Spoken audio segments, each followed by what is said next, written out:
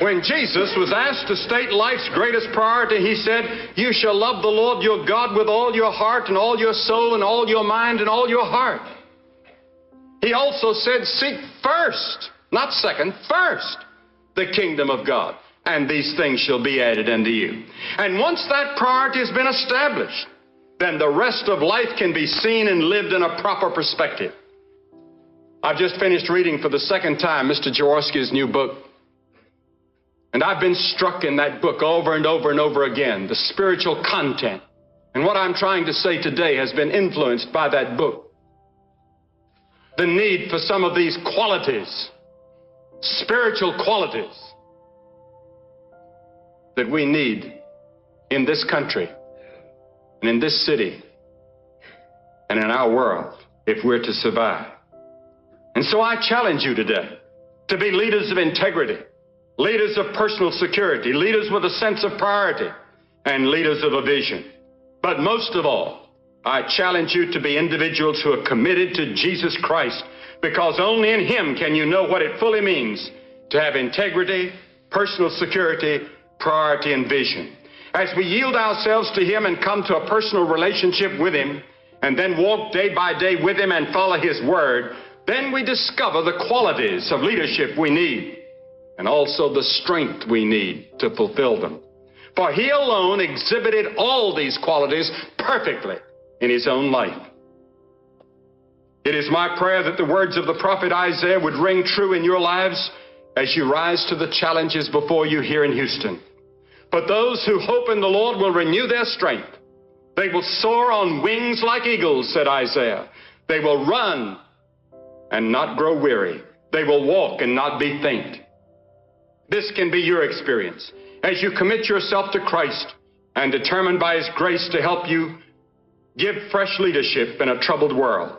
If we don't, there's a strong possibility that we could witness a man-made Armageddon even by 1984, the date set by George Orwell. It could be in your business, your personal life, or even in the world. And this is why we have accepted an invitation to come to Houston, to remind one of the great cities of the world of its moral and spiritual heritage,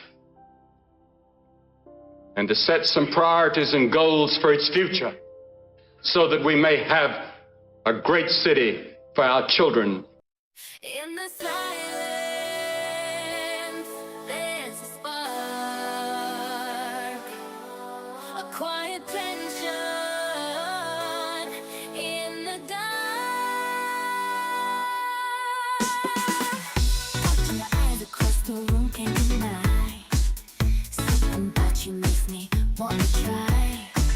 Feeling the vibe, and it's so brand new. Wondering if you're feeling it too. Step a little closer, don't be shy.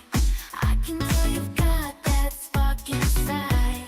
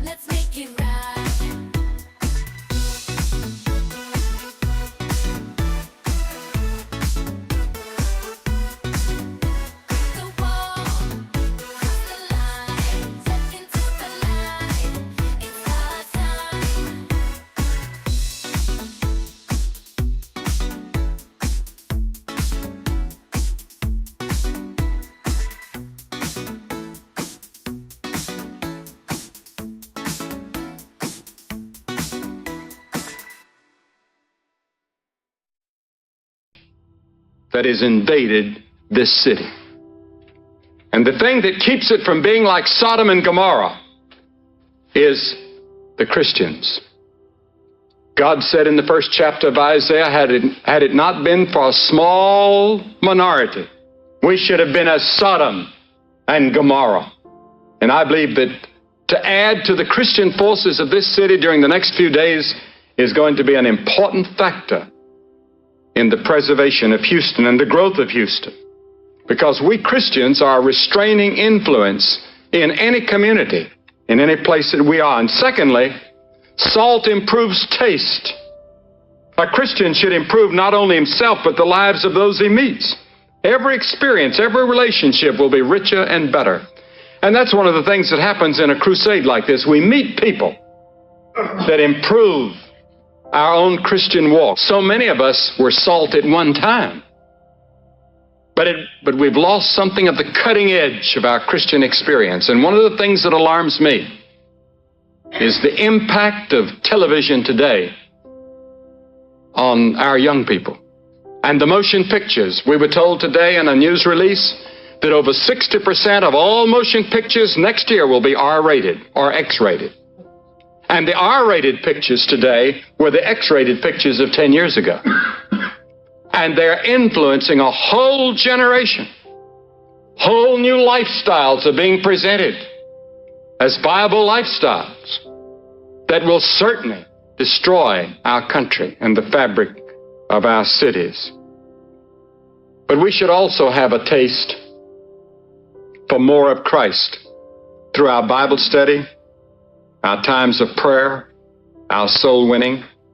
I've asked myself, are we as burdened for souls now as we were in 1952?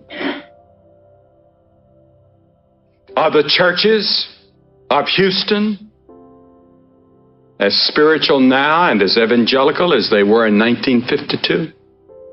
I don't know. I couldn't answer that question. I only know that they took some unknown evangelist here for 5 weeks, and we saw God do great and mighty things. And then in 1965 to come back to the Astrodome.